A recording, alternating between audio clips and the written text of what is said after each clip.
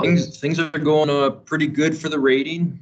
So I wanted to just do a, not really quick, but a state of the rating update. Recruiting's working. I really appreciate all the efforts out there that people are doing to recruit and bring these people in. Master Chief Reed, Senior Chief Ed Fuchs has started the whole high school college recruiting program a few years back, probably like 10 years back, and it's really blossomed currently with all the resources that Recruiting Command has provided us. And then also there's been a lot of out-of-the-box thinking by the AOs and us to get all these recruits in. So we are bringing in a lot of recruits. But when I go out there and I talk to people and I go to boats, and it seems like there's a lot of boats that are still short or units that are still short because even though the billets are filled, a lot of their CSs are maybe changing rate, or they're not fit for full duty, or they're getting out. So even though it seems like, yes, we have all these bodies and everything's going great, and according to the records, things are going well, out there, there's still a little bit of struggle. It isn't like it used to be where, you know, you had two cooks on a 210, or you're at a base and you were the chief and you had one cook that was running the cash register that was not fit for full duty, and everyone else was TDY. It's getting better, but it's still there still is some issues. Another thing with recruiting is right. Just want to know I'm gonna be 571. Could you please mute? 707. Can you please mute? Thank you.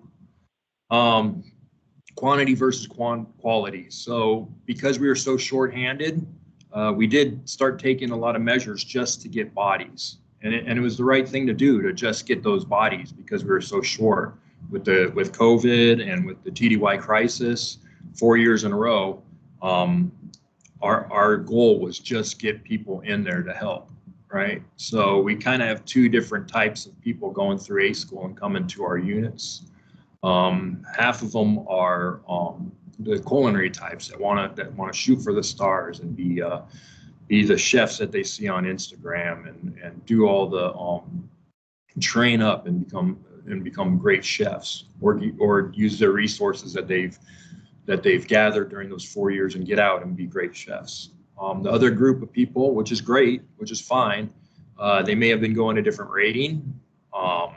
Things may have not worked out for them, and they were able to get a bonus and get a unit that they got to select, or they were just on a cutter and they wanted to change a pace, and they saw that if they went CS, they'd get a bonus and they'd be able to go somewhere else. So that's the other group where we kind of enticed them with carrots and brought them in. So these units, it seems like they have two separate types of CSs, the hard chargers and the people that are doing their thing to get through, get their 4 years done, and get out. And we do have a lot of people that are just coming to the cutters and going not fit for full, or not really understanding what it is to be a CS, and then realizing that it's not for them, and maybe wanting to change rates, or maybe just getting out, or maybe hitting up a vape pen and getting out in the wrong ways, you know, which is something we need to look out for too. So although it seems like everything's going great, there is a side of the rating right now that makes it tough when you look fully billeted, but you're not. You have a lot of people that aren't fully participating in that bill. Some good news is for the rating is one more year. It looks like we've got our bonuses for the certifications, for the fleet cooks. It's not going to be as big a bonus, which we're not worried about at all. We kind of thought that bonus was a little too high, so it may be around the 50,000 range. That 75,000 was big. That was a big enticement for people, and it may have had people come in for the wrong reasons. So we're fine with it. We're happy we just have it. So that way we get to keep our vested crew member program. We could keep our lateral entries, our LOIs, all those great things that we've all been working on. We could keep them going and keep the flow of CSs coming in. We would like to focus more on retention now, because obviously that's becoming the issue, not as much the recruiting, since our school's starting to fill up. We just did the operational analysis. That's going very well. That should be out within the next 2 weeks. We're just finishing up some of the grammar errors and adding some things to the questions, but we're working hard with FORSCOM, so that survey should be going out. And as everyone should already know, the operation analysis, once that's done, we get the survey back. It goes to the RKM and A school, and we start working on changing RPQs. I think we got like 1,500 service-wide questions that need to be updated. So the whole thing is going to be updated. So that survey is very important, that everyone participates and lets us know what you're working on. It's essentially what the survey is going to do. It's a list of tasks, and it tells us, do you do this or not? Don't do it, and we don't turn it into an RPQ or in turn a service-wide question. We had about 10 people come out. It was a nice selection that we made. All the master chiefs put the list together, and they came out and they to TRACEN Petaluma. They spent 3 days working hard on making that task list and coming up with some questions for you guys on that. MCAP, I really do feel, I wasn't a big fan of the MCAP at first, but I really do feel that the MCAP with the board and the selection process produces doers. I feel like our master chiefs are really coming through. I see them, I see what they're doing. I also see the senior chiefs knowing that they need to support the fleet and get things done in order to advance. I see a lot of motivation in that. So I'm actually real happy with the MCAP, and I appreciate and the desire to lead and do good things for the rating, for themselves, for advancement, for everyone. I'm very happy with the MCAP. I don't think it should go down any to the senior chief level or the chief level. I think it's great at the master chief level, and I think it's good at that level where test taking isn't the main factor in whether you advance or not. It's a board with your peers. As I'm going along, if anyone has any questions or anyone wants to interrupt, please go ahead. I don't mind these things being a little chaotic and bouncing somewhere and then bouncing back. So if I say something, it's the senior leaderships that are able to speak right here, senior CS leaders. So at any time, your voice is welcome to be heard. Well, on that, James. Hey man, do you happen to know when that message for the military workforce planning team is gonna be released? I've been getting asked about it here.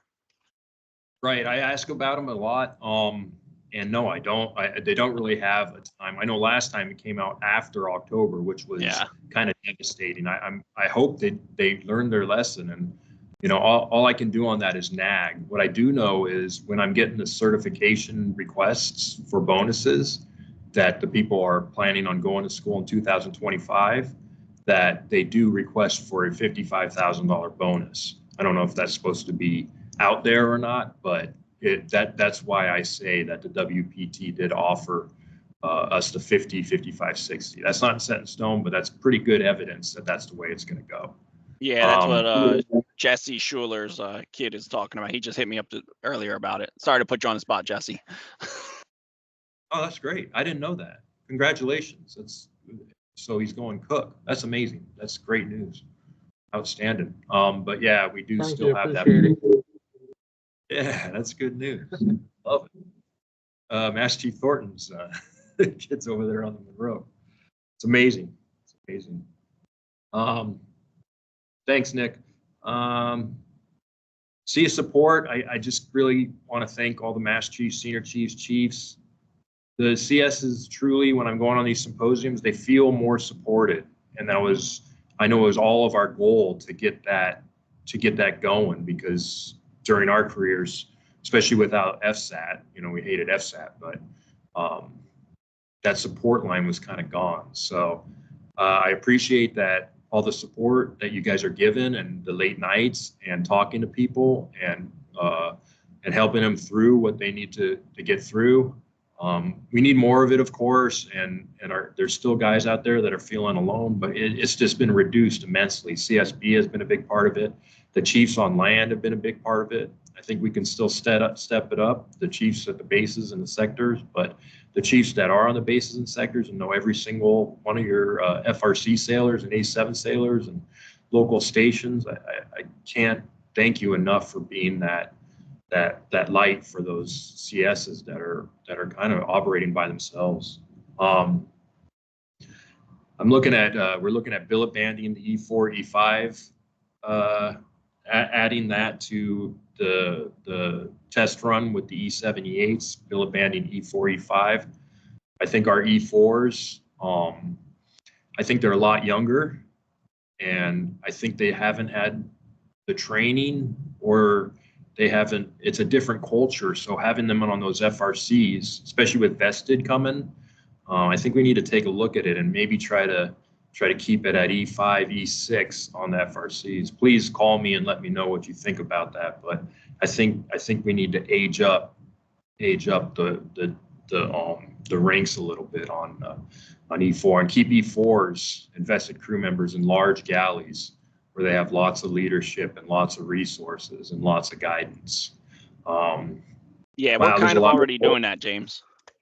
Okay, outstanding. I appreciate it. I know we've talked a little bit before, but I almost think that we need to ban those billets just to give you guys the AOs a little more authority to make those decisions and place the E5s in the tougher jobs, the jobs where you need a little more maturity and training and time in the Coast Guard.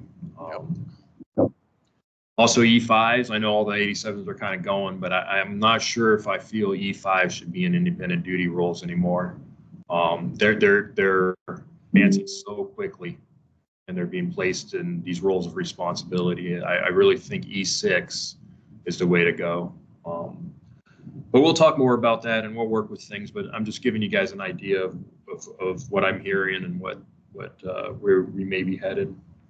Advanced Ed, just amazing that to see all the CSs apply for that. I know a lot of them are probably bitter, but because all the CSs applied for it this year, that means that we're probably going to get them next year. And I'm going to even ask for more, especially with dietitian and nutrition. It just seemed like such a demand. And there's other entities that are looking at how they could utilize our dietitians and maybe even create billets for that. But the real shining light about that was how many applicants we got for each one.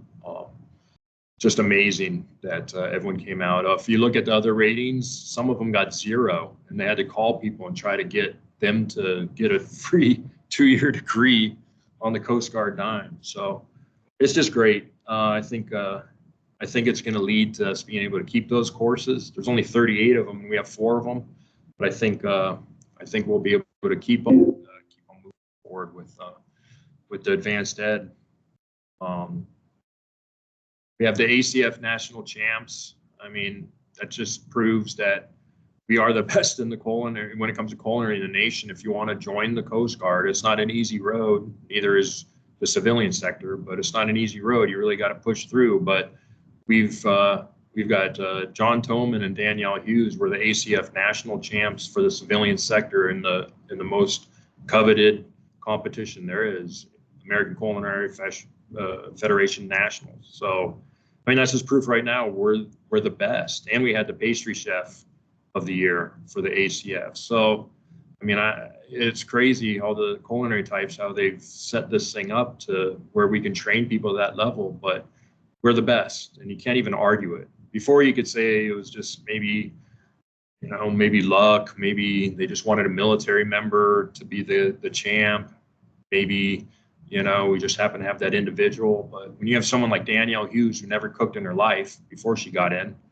never went to culinary school, got all her training from, the Coast Guard, and of course herself, self-sacrificed her training on her own. But whatever she did, she was national champ. And then John Toman comes behind her, and now we got CS1 Toman as ACF national champ. It's just just proves we're not the best military. We're the best in the nation when it comes to being at the highest level of culinary.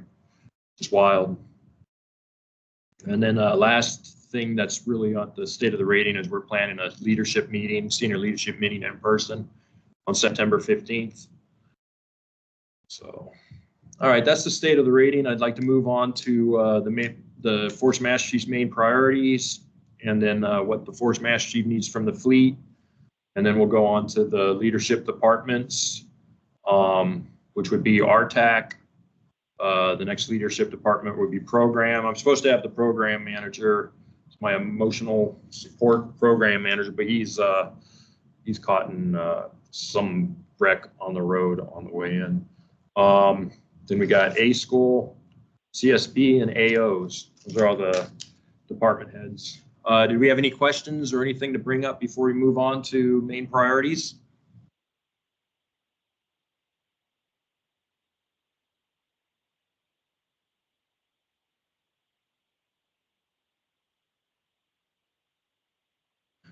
All right. My main priorities right now, and I know this has been vetted and people have talked about it a little bit, but the test run of the CSA TRACEN Petaluma, and separating the galley from A school. We're just talking about it. We're trying to get things in orders, but it seems like with this, with the FAI and the closure of some of these cutters, and then also the vested crew members, and we are starting to fill up the rating and all the billets a little bit. It seems like there's going to be one time in history when we'll be able to test run a separation of the TRACEN galley from the training environment, which is the A school. Create a CSA and have that run for about 2-year test run. We haven't really gone to the details, but that right now is my number one priority. Not only one to do something with the extra bodies, but two, just to maybe, hopefully, and we got to talk to the A school about this and the RTAC, but maybe shorten up A school somehow so we could get more people through to help with the retention issues to back up those units with bodies. So that's a big thing. I know I haven't really gotten much pushback from any of the departments now. People think it seems to make sense to attempt this test run. We don't know the ins and outs, but I think this is the time to go ahead and test it out. Number 2, operational analysis. I got RTAC and we need to sit there and hit that up to get the survey out to you as soon as possible. So far, it's been very good. It looks very promising. It's very well thought out.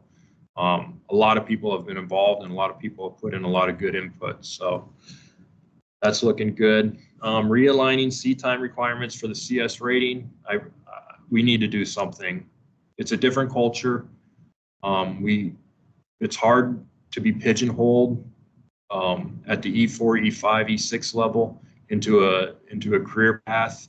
That's not really the way the Coast Guard is moving forward. I'd like to get with the senior leaders and see if we can move the Sea-Time up to the senior chief level, so that when you decide to become a senior leader in this,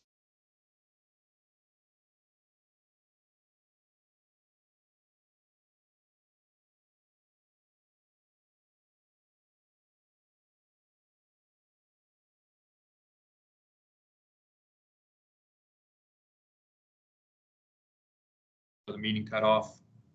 Let's see if you guys got any questions. All right, we're back on. Sorry about that. Next, I'd like to work with the senior leaders on creating the CS pay grade progression system. Include competencies, certifications, and qualifications. Reduced amount of points that the service-wide is worth for advancement, and focus on some of those qualification, certification, competencies, some of those things that have been awarded to you because of your experiences. It looks like the Coast Guard is heading that direction anyways. CS rating has been on the forefront of everything, so I'd like us to be on the forefront of that as well. Those are the main priorities currently. Next, I'm going to go to what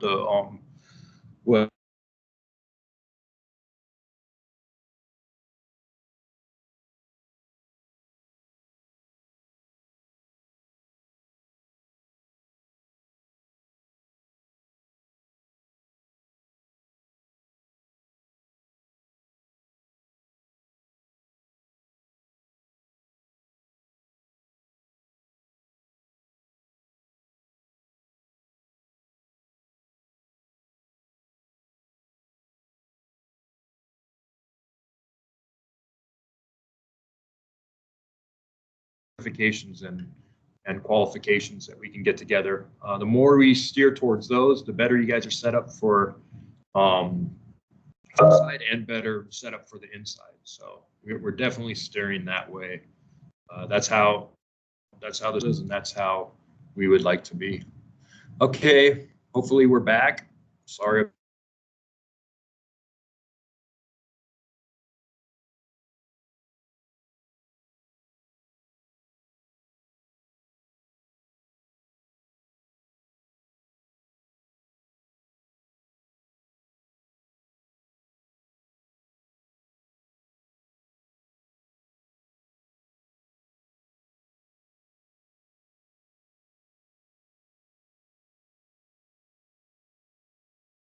Our vested crew members are on E4s, they're E3s. They're coming in and they're going right from boot camp right to the boats. I wasn't a big fan of it before, but I'm a fan of it now because our senior leaders and our first classes and everyone, they're bringing these people in right from boot camp, and it's motivating them to train and get them ready to go to A school. Then they lose them for 3 months, which is too bad. But then they come back and they go to that same unit. It's not perfect. There's a lot of people that have some issues with it, but overall, it's kind of lit the fire of a lot of galleys. So it's nice having those bodies today as well. Yeah, it's glitchy. It's headquarters. Usually it doesn't go that way, but we're just going to have to push through. Does anyone have any questions before I move on to what we need from the fleet? Hey, James. This is Kevin. I got a question for you. Are the vested crew, are they going into billets, or are they just in addition to, are they double encumbered when they go to these cutters? Mr. Wernicke's on, so he can. I got you. Yep. So it just depends on the unit.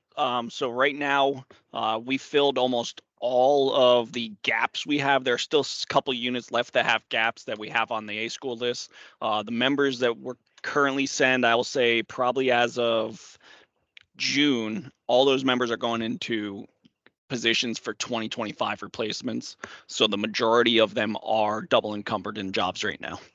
Looking ahead to next year, we have approximately 32 CS3 positions left to fill for 25. Good copy. Thanks. Thanks, Nick. Thanks, Nick. All right. So what we're looking for from the fleet is, like I was talking before, the quality versus quantity. We got to fuel the fire of these new chefs. We got to step it up, and also we have to concentrate on food service or these commands. They're going to come in. I mean, I'm already getting the calls from stations wanting to go 2 on 2 off. I'm getting calls from FSOs saying the commands are starting to ask for a soup break and a coffee break and standing watches because everyone else is short. And right now we have on the units that have the full billets without the people that are not fit for full duty or getting out. There are some units that are packed out and the commands are starting to notice. So it's us as senior leaders. We really got to make sure that we're doing everything from scratch. If we have a full galley, we're keeping them busy. And it starts with A school, goes right to the CSAs, then it goes down to the bases, then the Wimsels. But if we have people sitting on the mess deck, well, we're asking the boatswain's mates and MKs for firemen and seamen for mess cooks when they're short and when we have 8 people, we got to make those adjustments. You know, we got to start prepping the day ahead of time. We got to start planning things out the day ahead of time, and cooking fresher food. There's no problem with what we were doing because we're keeping our head above water, right? I mean, I've done it. When you're short staffed, you gotta do some things to make sure the chow goes out. But at the same time, we went through 4 or 5 years of this, of keeping our head above water, and now we have those bodies. So if we're going the pre-made route and we have bodies, trust me, the commands are going to come in. They're going to be like, you like that Monday through Friday breakfast, lunch, and dinner? Well, now you have 3 people. Now it's back to, or 2 people, back to 2 on 2 off. And that wasn't working for us, you know, or standing watches. If we put a lot of focus in our quality breakfast, lunch, and dinners, we can keep the commands out of micromanaging us and trying to keep us busy. Something we got to talk about. We got to talk to the chiefs about, and we got to impart on the fleet is we need to step it up on our breakfast, lunch, and dinners if we have that full staff. Or they are going to come in and we're going to go back to where we used to be with some of these crazy requests we get as CSs. At the same time, the other side, the people that kind of went CS for other reasons other than to be a CS master chief or be a chef or a lead, or a lot of the guys that want to get out, that's what we're best at. I mean, we are very good leaders of humans. You know, that's why they choose us for command chief roles. That's why we have so many gold badges. That's why there's commanders and lieutenant commanders at the highest level on the officer side. Like, I know I talk about it, I don't want to go in depth about it, but it is incredible what great leaders we are and the positions we end up filling. And that's because we can lead people that may not have the same motivations of others. You know, we look at someone as a resource. We don't look at them as a liability. And we find out what their goals are. We help them with their goals. They help us with our goals, which is to get chow out. So I know people are complaining, and people are saying that they got a boat full of people that aren't even that motivated. But that's what we do as cooks. That's what makes us so strong, and that's what makes us able to be a command master chief. And when someone walks through the door, find what's best about them, even if they don't have the same goals or the same type of military, Coast Guard making that everyone wants. We take people and we utilize them to the best of our abilities, and that's what we need to do with these CSs that are four and done. And many of those guys were us. You know, 4 and done, that was us. And now look at us, we're the senior leaders of the ratings. So, and what did that? It was leadership. You know, some of you guys did it for me, and that's why I'm still on. I know I've been in forever, but I'm looking at some ancient master chiefs up here. So yeah, those are the focus. We gotta inspire the chef types, and we need to lead the people that are 4 and done. If you guys could please get people to provide feedback on one ancient mastery. Provide feedback on the vested crew member, how it's going. I know I said it's going great, but I need that feedback. I've got a couple people that have told me some things that are helpful, that are helpful to sit there and make policies like vested crew members on FRCs. That's probably not a good idea. You know, they're too high paced, too operational. Have someone with no experience, and then also along with vested lateral entry CSs. I got tons of good feedback on lateral entry, but there are some instances where it's not perfect. You know, I think a lot of people don't really like the lateral entry concept, but they think they really do enjoy the lateral entry person that's beside them, that has all that experience and work-life knowledge, and they add a lot to the atmosphere, even though they came in as an E5. Take the AO survey. Please reach out to your staff and whoever you can, and make sure when that survey goes out that we get as much feedback as possible, so we could make the next. I think it was 7 years since the last OA, so it's very important, and that will shape the rating and all our RBQs and service-wide questions and the training at the TRACEN for the next 4 to 7 years. So that survey is going to be important. I already talked about this, but the chiefs at the bases and the sectors, we got CSB holding it down. That's great. Our guys have someone else who's responsible for them, our young CSs. But the chiefs on the bases and sectors, the more you communicate with the CSs, the more you communicate with those commands, the less struggle our CS are going to have. So, I mean, when I come and visit you, I'm going to be asking you those questions. Have you visited those cutters? you know, because it's so important. I mean, it's not even that heavy a lift. Just you can solve a lot of the issues that they're having just by talking to the commands are young. They're Lieutenant JGs. You know, the petty officers are young. They're E5s, some E4s. And the communication isn't good. So when you're able to go on there and just let people know what's really going on, it really has a big effect. And you're 300 yards away. Yeah, it's not that hard to walk down there and check on your guys. I so appreciate the chiefs that do it. Puerto Rico, Florida, LALB. Sometimes I go to these places, I'm like, yeah, that's that role of the chief. And then senior chiefs and master chiefs, I already talked about that.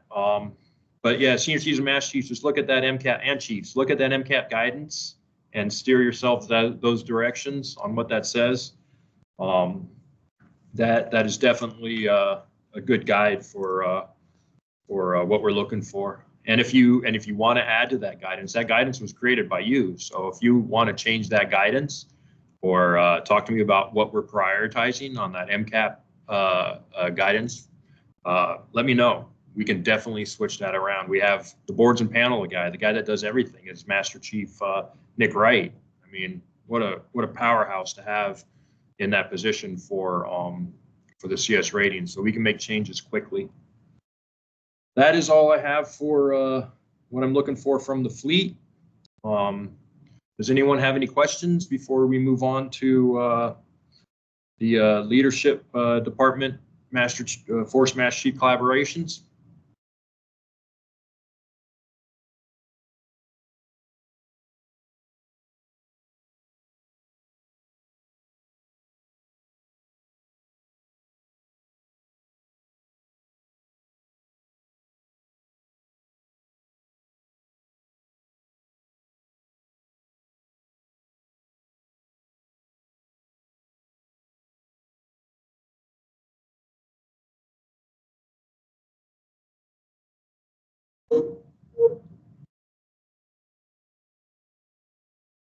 All right, we're back. Good comment right here is chiefs at bases and sectors are collateral duty CSB members. It's true, they kind of are, you know. That's that should be their role as a chief. It shouldn't even need to be written down or said. You know, you're a collateral duty CSB for those people. And the guys that are doing it, I appreciate it. All right, the RTAC collaborations. We talked about career CPAth restructuring. That's big. A couple of things we're looking at with RTAC is fully implement the JOD competency in all Coast Guard systems. Create a memo requesting SDP for JOD. Try to start some sort of galley management course mirroring the JOD format would be nice. Sea-Time, start adding that into the career path. Meet with credentialing assistants and see if we can fund CIA Pro Chef, since credentialing is the thing right now. We need to create a list of potential CS competencies, draft the way forward for implementation on these competencies. So when we do reduce the service-wide points, we have competencies ready to go to add points to for the service-wide. Figure out the ACF certification levels and add the points to those certification levels now that we're offering it throughout the CS rating. And just keep on creating those that JOD course. That's a great way to sit there and put a course at every rank that we need to take that supplies those people with the knowledge all the way up to senior chief. A course that's on JOD online or in that packet that you have to take before you could advance. And then we just need to implement all the competencies, courses, certifications into the RKM service, the RKM's career guide, and then add it into the service-wide exam. Also, the RTAC and I are working on restructuring the lateral entry and our letter of intents with colleges. We have these letter of intents where if you've had an internship and you've met a couple of requirements, you forego the lateral entry process and you can just come right in and go to Agile or go to the A school assessment, and they can place you in as a E4 or E5 according to your education. A school has been working great with that. Agile A school has just been a game changer for the whole Coast Guard, and we spearheaded that. But A schools turned it into an A school assessment for everyone comes in. So when people come in, they look at their past experience, they look at their credentials, and they can get a little bit of a bump ahead because of what they already know, which is definitely in tune with the new Coast Guard and the civilian sector. Fleet feedback on LIs, like I said, has been overall good, but please keep on letting us know about that. And then with lateral entry and LIs, the RTAC is finding CSA's large units. They're tending to be and lateral entry. Those are the places where all these people need to go. I know we've talked about that a lot, and I was kind of more for getting them out into the fleet and everything else, but it feels like it's working out, having the master chiefs and senior chiefs and the large groups of petty officers bluing these guys into the Coast Guard works out the best. And then I'm polishing up the advanced ed program. We have a lot of lessons learned, but we just got to revamp things, draft some policies on the duty and responsibilities of the nutritionists and the dietitians, find better school recommendations for advanced ed.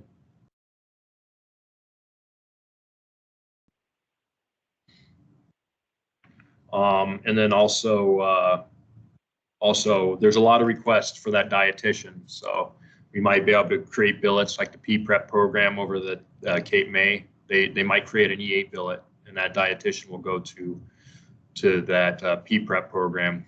We have a reservist CS1, that's a dietitian that's holding it down right now, but she's only for 2 years, so that might work out perfect.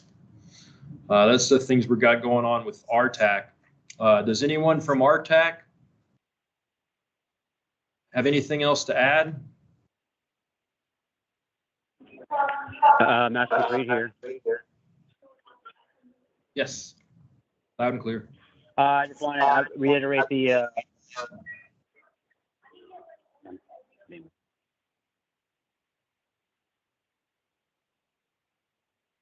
Hello?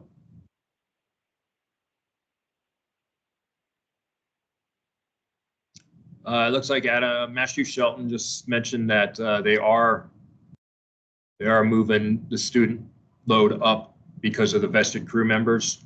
So there was also a dietitian submitted as an RP from program.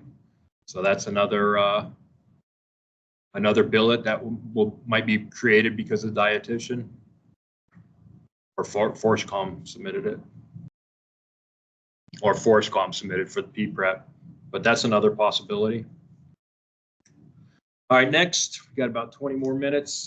Programs, collaboration with the RFMC. Program's been doing great with the military awards, senior leadership roundups, ACF implementation, recruiting efforts. We have Senior Chief Ricketts coming on board, and he's just came right on board and jumped right in. That's a tough job to jump right in it, but he's fitting in perfectly. They're working on the manual, new paperwork system. I mean, they're just going. I'd like to bring it in a little bit and have them talk about all the stuff they're doing, like the ACF implementation, make a flyer to the fleet about the whole program and points of context and all the different achievements they've had with A school accreditation, apprenticeship program, proctors qualified, amounts of certifications achieved, testing centers we've created, the amount of awards we've won on medals for ACF competitions. Next, it'd be nice to have like a flow chart or some sort of flyer for the fleet and for the higher ups, the end goals of this ACF CS integration, you know, where it's going, what we're going to do, which ranks we're going to put forward, how we're going to integrate it, culinary team, how we're adding all these different elements of the ACF into the Coast Guard. Also, all the recruiting efforts that they've been doing. It'd be great to just get a snapshot of what they've done with Skills USA, ProStart, and this is also RKM and A School. or Japan. All their senior leaders are participating in this, but ACF recruiting efforts, school visits, all the events. It'd be nice to just get a 2024. It's not even over yet, and it's madness the amount of people that they've been in contact with. And what's funny is it's not just for CSs. CSs is just a way to talk to them because we could provide them with food or a little bit of training. But most of these high schoolers, they're not going to cook. But then they start hearing about the Coast Guard and all the military advantages they have and how the Coast Guard works and the Coast Guard mission. These people are going other ratings, but no one else has the ability to sit in front of a bunch of students and talk to them about the Coast Guard other than us. We get to sit there in their class for an hour to 2 hours with their direct attention. We get to go to these conferences and people walk up for a taco and we get to talk to them. No other rating has that ability. So great job on all the recruiting efforts, not just for the CSs, but also for the whole Coast Guard. Of course, support the RTAC's initiative to create that CS career path. Program is going to be huge on that because they got to write all the memos and they got to do all the legwork. So workforce management with billets. It's a lot of the senior leaders that we need to talk about that, moving master chiefs around, getting those Eagle TDY billets replaced. Maybe getting some sort of support from the master chief level on contracting a program manager and a MWR program manager if we have the bandwidth. Of course, that separating the galley from the training environment. And then the small boat station manning. I know that's something on program's mind that we need to relook at the manning of the small boat stations, just like I was talking about with the E5s, E4s.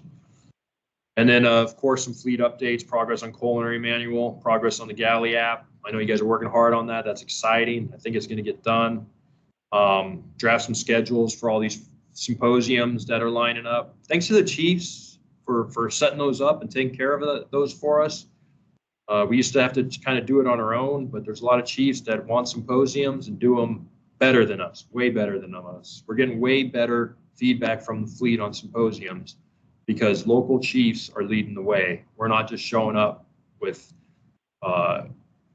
no plan of attack. I know Mason shows up with a plan of attack, but usually we don't. So it's nice that the chiefs are there, have a good schedule going, and make these things smooth. The fleet really appreciates that fleet involvement. Yeah, let's do one in Alameda. Have seen Chief Spencer High run it since he loves them so much.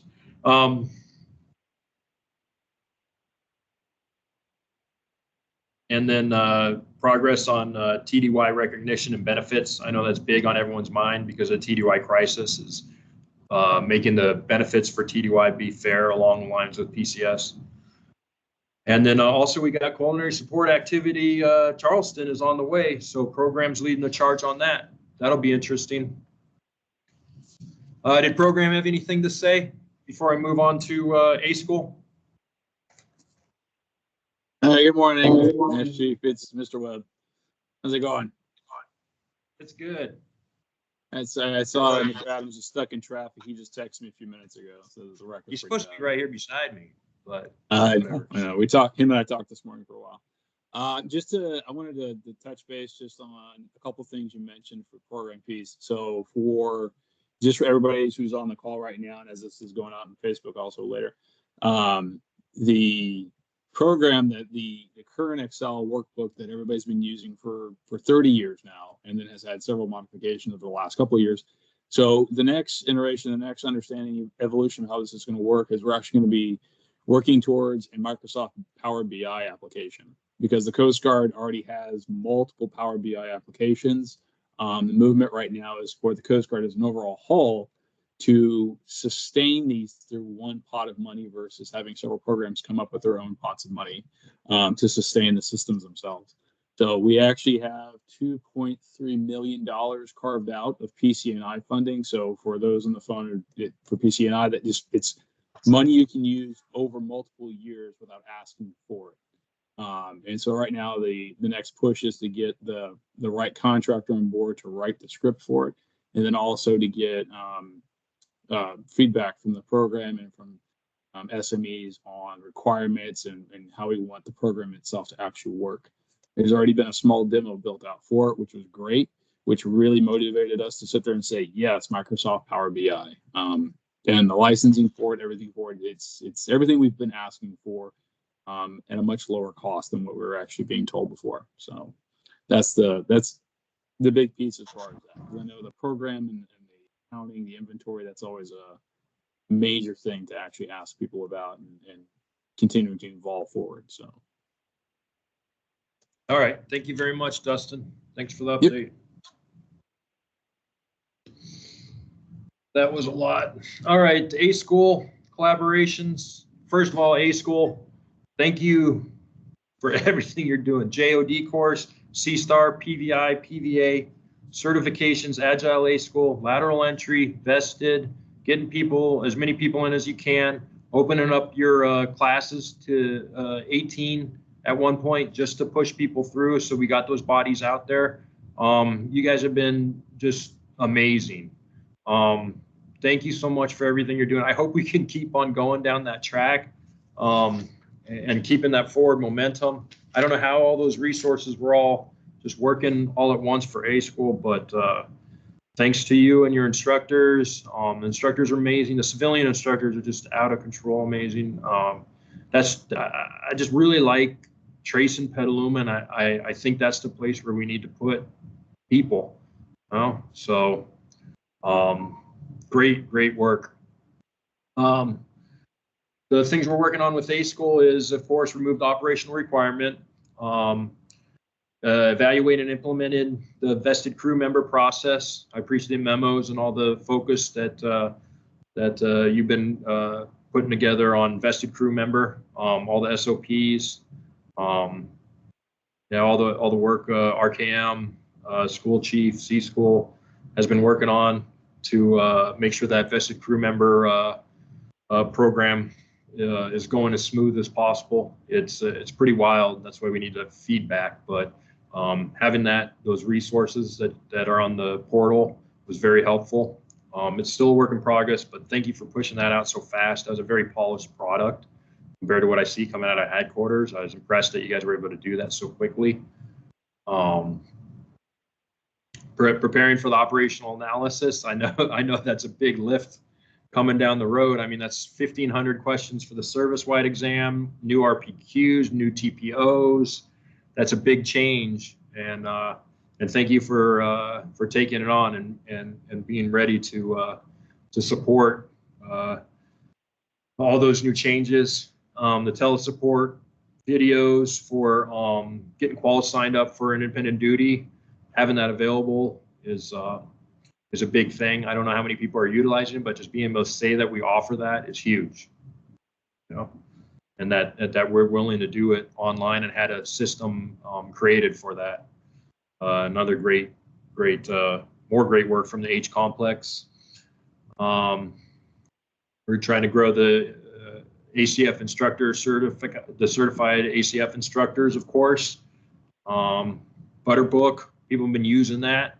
Believe it or not, in my travels, people are like, I like the Butterbook. So, I don't know how we're going to be able to, I know you guys got it for us for a year, but I don't know if we're going to be able to sustain it. But you proved to us in program that that's a valuable tool for the fleet, for the guys on the independent duty units, and for people who want to be better bakers. So great find on that. And of course, helping RTAC support that RTAC CS career path. And then, lead the CS is, like I said before, lead the CS is to standard that's higher for our breakfast, lunch, and dinner, that fresh product that was made from scratch. Show them how to do it, show them how to display it. And then when they go to their units, they'll do the exact same thing. Does anyone have anything from A School? Thank you, James. Thank you. Good morning, good afternoon, everyone. Just another day in the office out here in beautiful Petaluma, California. So obviously we've passed a lot and covered a lot of ground, but specifically coming here from the TRACEN From an A school standpoint, obviously lateral, agile, VCM, that's our bread and butter, no pun intended right now. Lateral is absolutely crushing it. We just sent CS2 Corpus back down to Master Chief Thornton at CSA Alameda. It's the quickest lateral we've ever turned. I think he was here less than 3 weeks. I mean, nailed his capstone assessment, CS2 all the way on down to Alameda to do great things. Obviously, the same with our agile students. And with regards to VCM, or the vested crew members, 01 Tech 25, the newest class on deck, 12 of those 14 students were VCM. And as you may have seen in the chat, I mentioned that we're looking at our process of how to assess those in a similar fashion that we do the agile or lateral folks. So the quicker we can turn these VSMs back out into the fleet, the better. Obviously, we'll keep them as long as we need to, but we won't keep them any longer than that. JOD, we continue to have members sign up. We've already had some graduates of that. Forgive me, there's some landscapers going by if you hear some noise in the background. But please push that JOD, SOJT. As James mentioned, we have a competency code for that. We're looking at making that a prereq for attending the FSOPI course. So CS17 for the PVA, CS18 for PI, and then now CS19 for Jack of the Dust. We have people continuing to sign up. I'd like to see more, so please push that out to the deck plate. JOD is an incredible product, and again, self-paced and a competency code that you can achieve that may eventually turn into some education and service-wide points. I know FCCI, or the career investment people, are well on their way of developing that program for educational points towards the service-wide. Shifting quickly to C schools, we just got our FY25 quotas. No change for FSOPI or FSOPVA. That was expected because those are no-cost quotas. We did have a slight increase to advanced baking. Historically, we've had 48 seats for that class. FY24, that got cut down to 13, unfortunately. I, yet again, requested 48 for FY25. We went from 13 to 18, which, you know, is a far cry from 48. However, there were some promotional based C schools in the officer corps side that didn't get approved. 0 quotas for them. And we got almost a 50% increase to advanced baking. I had a conversation with Captain Chong, our CO here, and the FORSCOM Chief of Staff, as well as the CMC in person here in Tracen a couple of days ago. I mentioned to FORSCOM Chief of Staff exactly that we were appreciative of the 13 to the 18. However, advanced baking is part of the MTL or master training list with Cutter Forces CG 751. So we also anticipate that 15 to continue to grow. So fingers crossed on that. And with regards to the VCM, going back to the FORSCOM Chief of Staff and the CMC, they asked me for, data to support how successful that's been. I caution them that we're in the early phases of that. So let's stand by to stand by. However, Master Chief Reed has developed, I think, 15 to 20 questions on the OA survey that's going to be coming out that are directed specifically to our VCM members. So I think we're going to get some really good data back on that. So stand by for that. But again, that's a big push from Petaluma to socialize Jack of the Dust, structured on-the-job training. Advanced baking, we went from 13 to 18. I'm sure we'll have more ETRs than we can manage. And please, please, please participate in the OA survey. Over. Thank you, Adam. Oh, look who we have here. All right, we're going to move on to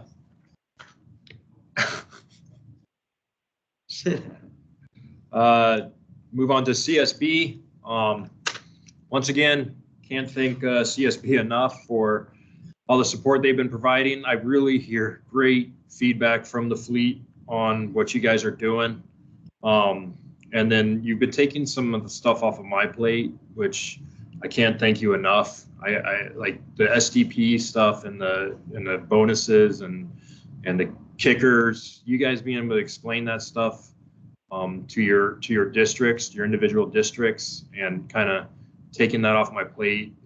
It's taking like 2.5 hours of work a day, maybe not that much, but a lot of work per day that I think could be handled better with you. And then it's also better for you guys to be communicating with your people than to me be talking directly to them and their commands. It opens up that doorway so that you guys, but the support it gives me is just fabulous, not having to go through each of those things. And it's so important too to make sure our guys that get their money or get their certifications or their competencies. So thanks for doing all that, and thanks for just having everyone's back and the whole support system that is developed from COSL and CSB. A couple things we're working on: OPC galley design, SDP competency guidance restructure. Thank you. Fleet culinary manual update track. I had a question for you, Vernon. Can we keep that link open? And I know there wasn't much participation, but I got a lot of feedback through email. It'd be nice to, if I could just forward them that link. Is that going to stay open? Yes, James, we're going to keep that open. Mr. Bush also said that was a great idea before, just to keep it open so people can still put that information in that they need. Okay, perfect. Thank you. Payment solutions for ComRel events, AMIO guidance, OMR for OPC staffing. I think we're at 7 CSs. Researching the possibilities of FRC hubs for stores, for more chief participation. For COSL had good ideas on how we could do that. Maybe supply some stores through another dining facility setup. Menu advisory board, SOP templates for the galleys, and then of course creating a contracting program manager and creating an MWR program manager. Those are some of the things I was working on with them. Did you have anything to add, Master Chief? Joiner? I got one, just some things on the CSB level that were that's on the horizon. Like you said, in Rating Force, we got the new SCP and the CS17 requirements that are currently in approval process. Once approved, all SDP and competency code requests will go through their CSB rep for approval. You are still the awarding official, meaning that we're just the rejection and approval. So you still look like the good guy in the end. So we'll take the hit from you. So mostly all those will go through us. It will still get routed through you as the awarding official for those memos and the competencies. Also, CSB will be releasing all updated memos this month. So we updated all the memos in the CS portal, and we had to change the SSIC code because the one that we are currently using, 4061, is incorrect. It's actually 7,000. So our SSIC code is 7,000, not 4061. Okay.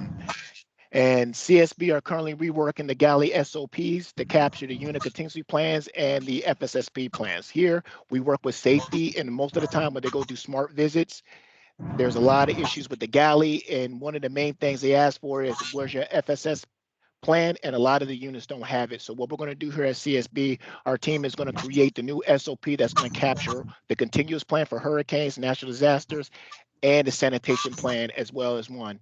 So when your captain signs it, he's signing everything, not different memos. Over. That's great. Thank you.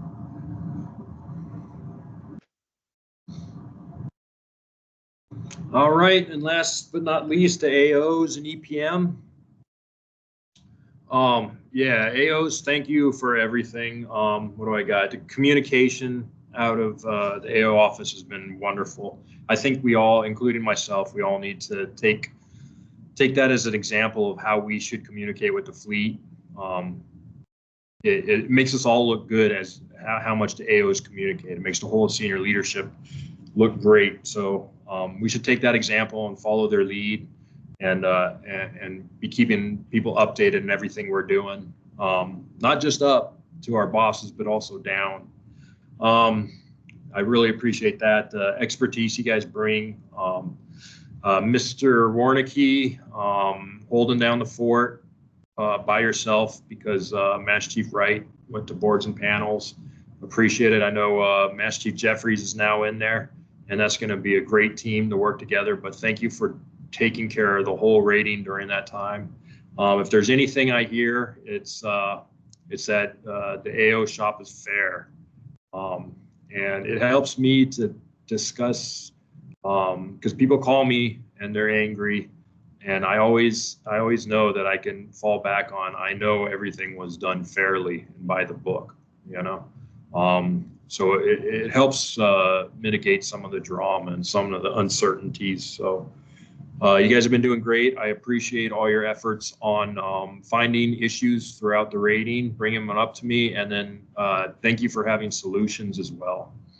Some of the things we're working on together is the E4, E5 billet banding, that new live shopping list. That thing is incredible. Great work on that. That was like coder level program. That's very useful to everybody. And then thank you for supporting that test run for the TRACEN Petaluma. The AOs are going to be essential in making that work out if we get that afloat. And then yeah, we're just working on possible FAI.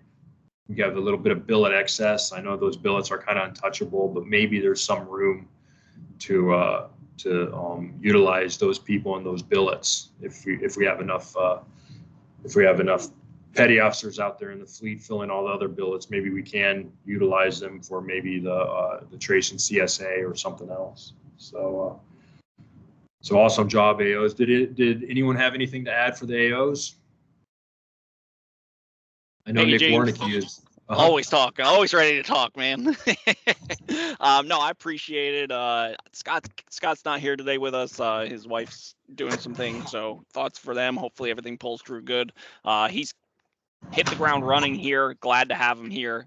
He brings a nice breadth of different thoughts, ideas, how to do the job. Appreciate everything you've been doing as RFMC. Nothing but feedback for yourself.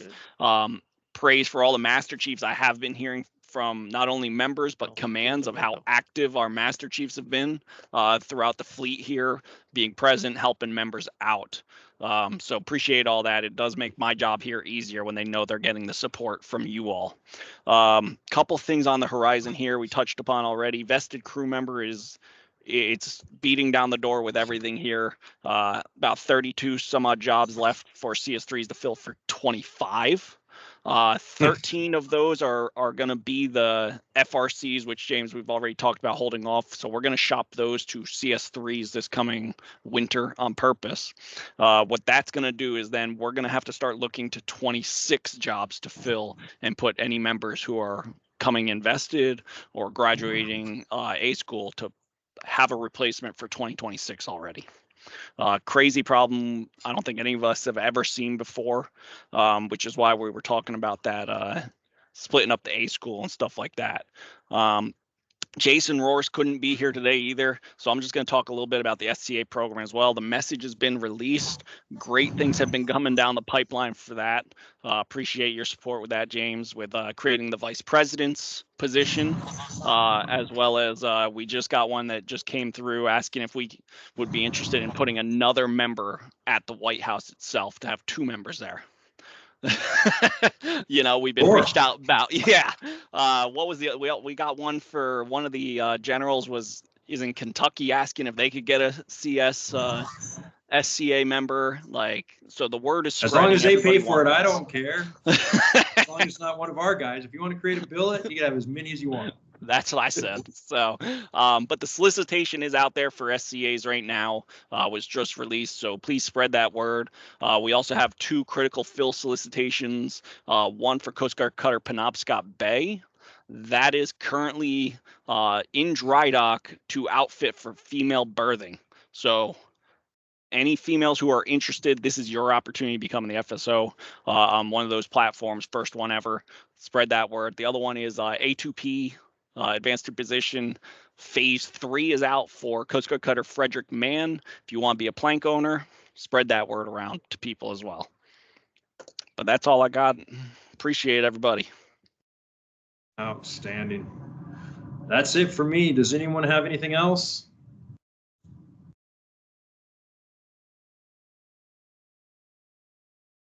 All right, great meeting. We'll be back in 3 months. Thank you for everything you do. Nick just said it about the Master Chiefs. Good job. And the Senior Chiefs, great job. And then the fleet, everyone's doing wonderful. We got a long way to go, a lot of things to fix. It's a great time to be in the rating, but let's just keep on pushing forward. Thank you, everybody, and I will talk to you soon. Goodbye. Thanks, everybody on Facebook. You guys are Thanks, doing everybody. great.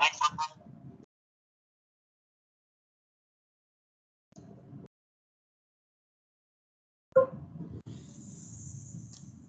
the fuck?